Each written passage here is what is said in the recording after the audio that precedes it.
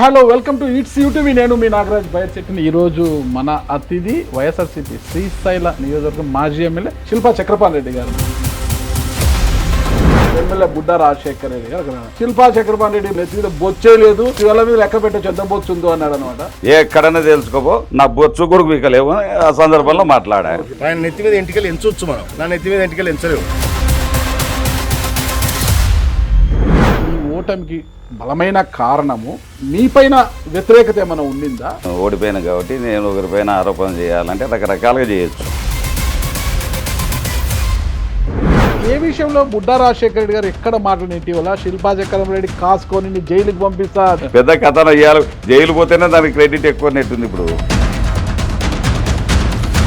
మీ హయాంలో డ్రైవర్ ని చంపి డోర్ డెలివరీ చేస్తారు ఇంటికి, ఇదిగో మీ కొడుకుని చంపేశాం తీసుకోండి అనేసి. వీళ్ళ హయాంలో మద్యాన్ని డోర్ డెలివరీ చేస్తారు. ఎవరు గొప్ప అంటారు ఇందులో?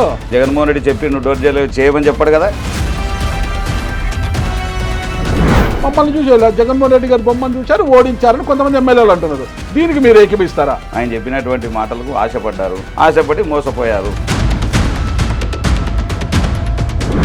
ఒక 8 కోట్లు పెట్టి కొడుకు మరి స్పోర్ట్స్ కార్ కొనిచ్చారంట, అంత సంతోషంగా ఉంటున్నారు. ఎలా సాధ్యం ఇది? ఈ వయసులో కొని ఎంజాయ్ చేసే టైం డాడీ నాది. నువ్వు కొందులే అంటే నేను ముసలైనా కొంటాను దాన్ని.